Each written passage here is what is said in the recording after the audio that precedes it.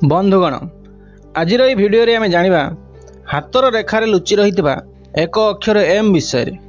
हातर रेखा मानकरे एपरी केते सत्य लुचि रही था जार अर्थ हुए तो आमे जानी पारि नथा किंतु ताहार महत्व बहुत अधिक रही था।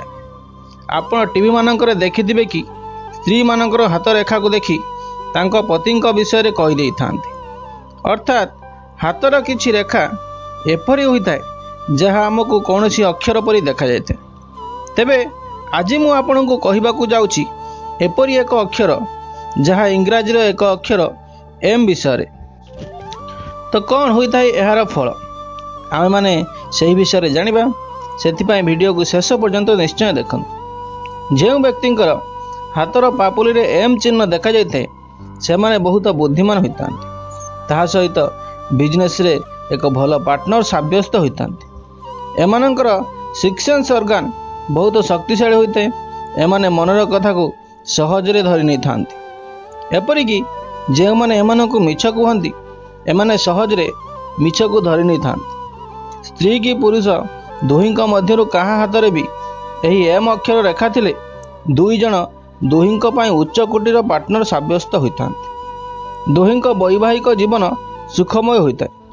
यदि आपणक हाथरे एही चिन्ह रही अछि तेबे विश्वास करंतु आपण बहुत लकी अटंती। एपरी लोक जीवनर प्रति समस्या को सहजरे समाधान करिवार बहुत क्षमता रखिथांती, बहुत ही भाग्यशाली होइथांती, बहुत ही साहसी होइथांती। एक पौराणिक मान्यता अनुसार एपरी व्यक्ति को भगवानकर विशेष आशीर्वाद आसीथाए। एमाने प्रायतः प्रत्येक क्षेत्र में सफल होइथांती एवं उच्च कोटीर भाग्य संपन्न होइथांती।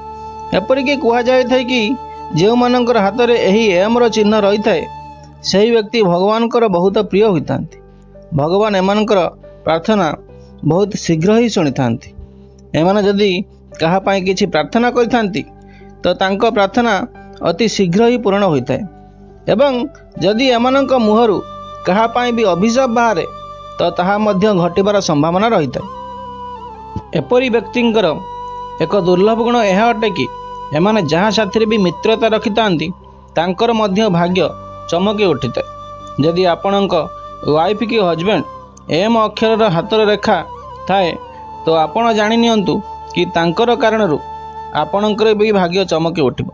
एवं एपरी लोक यदि कहार मित्र भी होइथांती तो मित्रंकर भी भाग्य बदली जाइଥାଏ। सबुठारु मुख्य कथा यह अटे कि जहाँ जानिबार अति आवश्यक रही ताहा है कि यह आम मानकर डोमिनेटिंग हैंड रे नुहे आर हाथ में रहिबा आवश्यक।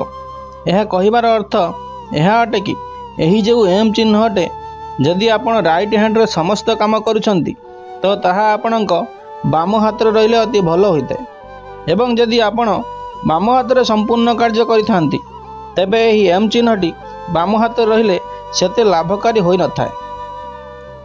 जेपरी डाहाण हाथ रे रहिबा द्वारा लाभ होइताए, जदि यह कौन सी व्यक्तिंकर दुईटी हाथ रही थाए तो आपण समस्तक तुलन में उच्च स्थिति रे रहिचंती, आपण बहुत लकी अटंती। एपरी एम रो चिन्ह बहुत ही कम लोकंक हाथ रे देखिबाकू मिलिथाए। एही चिन्ह रहिबा ही बहुत लकी अटे।